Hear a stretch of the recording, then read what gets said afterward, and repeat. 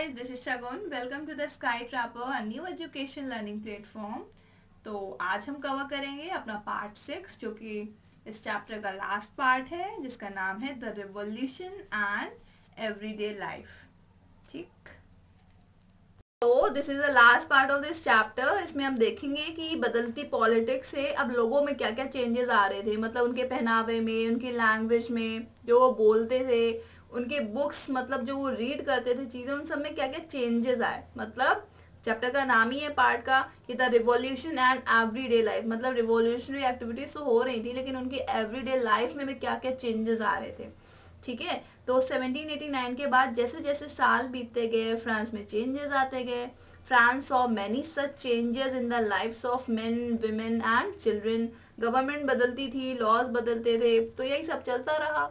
ऐसे ही फिर एक इम्पॉर्टेंट लॉ लाया गया था, एबॉलिशन ऑफ सेंसरशिप. ये बात 1789 की है जब लुइस 16 था एंड उस टाइम बेस्टिल पे अटैक हुआ था. ठीक है, सेंसरशिप का मतलब होता है गवर्नमेंट की परमिशन के बिना कोई भी बात एयर ना होना, मतलब पब्लिकली उसको रिलीज ना करना, बिना गवर्नमेंट की परमिशन लिए मीडिया तक और न्यूज़पेपर तक ना पहुंचाना. जैसे मूवीज का सेंसरशिप बोर्ड होता है, वो तो अच्छे से पता होगा. लाइक कोई भी मूवी रिलीज अगर नहीं होती है ना तो तुम लोग उसको कहीं से भी डाउनलोड करके देख लेते हो, कहते हो ना.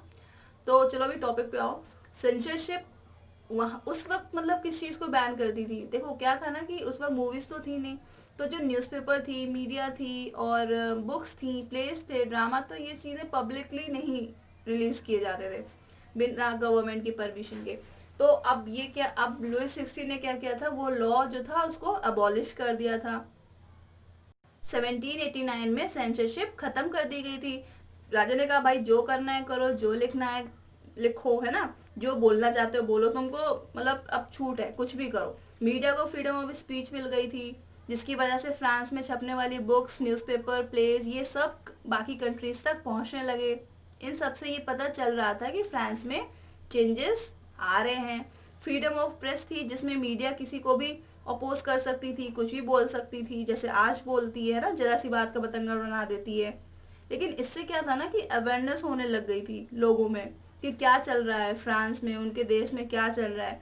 यानी एक तरीका था जिससे कि जो फिलोसफर्स थे वो अपनी बात को लोगों तक पहुंचाते थे आर्टिकल्स के थ्रू, लिबर्टी और जस्टिस की बात किया करते थे. तो ये था तुम्हारा अबॉलिशन ऑफ सेंसरशिप. अब बात करते हैं हम नेपोलियन की. तो इस चैप्टर में नेपोलियन का क्या रोल था, इससे पहले हम थोड़ा सा इसके बारे में जान लेते हैं. काफ़ी इसका नाम सुना है हिस्ट्री में नेपोलियन का. तो नेपोलियन एक सक्सेसफुल मिलिट्री कैंपेन था, बताया था ना लास्ट क्लास में, नेपोलियन एक मिलिट्री डिक्टेटर था. तो इसके बहुत सारे पॉलिटिकल अचीवमेंट्स थे.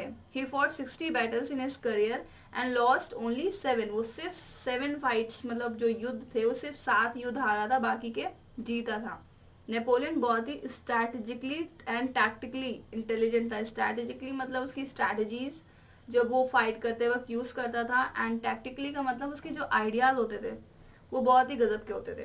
तो चलो वापस आते हैं अपने पॉइंट पे, इस चैप्टर पे उसका क्या रोल है. तो 1804 में फ्रांस का राजा बना दिया गया था नेपोलियन को. तो राजा बनने के बाद ना इसका मन भरा नहीं था, इसको लालच आ गया, इसलिए उसने क्या किया, अपनी यूरोपियन कंट्रीज में भी अटैक करना शुरू कर दिया और अपना कब्जा जमाना शुरू कर दिया. वहाँ के राजाओं को हटाकर अपने घर वालों को बैठाना शुरू कर दिया. नेपोलियन इस रोल की वजह से उसे मॉडर्नाइजर ऑफ यूरोप भी कहा जाता था. नेपोलियन की आर्मी बहुत स्ट्रॉन्ग थी जिसकी वजह से वो जीत जाता था, और अपनी आइडियाज, अपने स्ट्रैटेजीज की वजह से.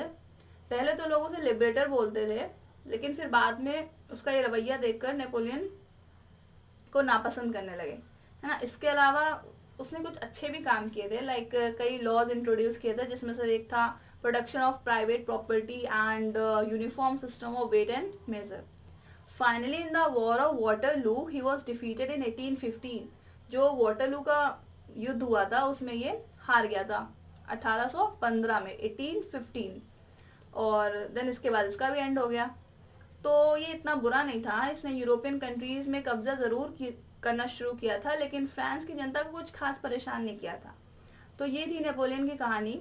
और फ्रेंच रिवॉल्यूशन में इतना क्या इम्पोर्टेंट था जिसको आज भी याद किया जाता है, जिसको हम पढ़ते हैं.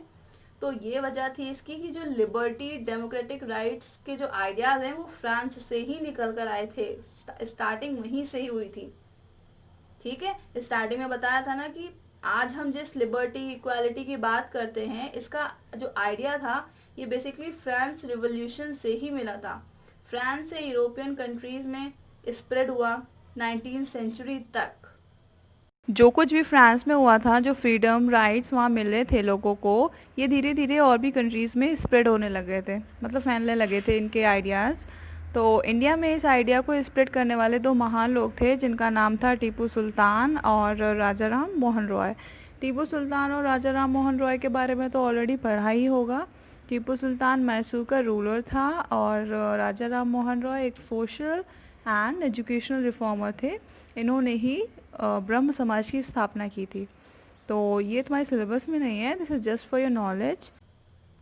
तो इसीलिए ये फ्रेंच रिवॉल्यूशन इम्पोर्टेंट था, जिसकी वजह से हमें इसको पढ़ना पड़ा। तो ये था हमारा first chapter which is finally end. Then PDF, your PDF is pinned in the first part of your video. इस जो पहला वीडियो ना इस चैप्टर का, वहाँ पे पीडीएफ पिन कर दिए, please download and read it. Okay, तो ये था तुम्हारा फ्रेंच रिवॉल्यूशन। आई होप सबको समझ आया होगा, और अगर आया हो तो प्लीज़ प्लीज़ प्लीज़ कमेंट करके बताना एंड अपने फ्रेंड्स को भी शेयर करना ताकि वो भी चीज़ों को ब्रीफली अंडरस्टैंड कर सके। फिर हम मिलेंगे नेक्स्ट क्लास में नेक्स्ट चैप्टर के साथ, ठीक है? तब तक के लिए पढ़ाई करो, रिवाइज करो एंड बाय बाय।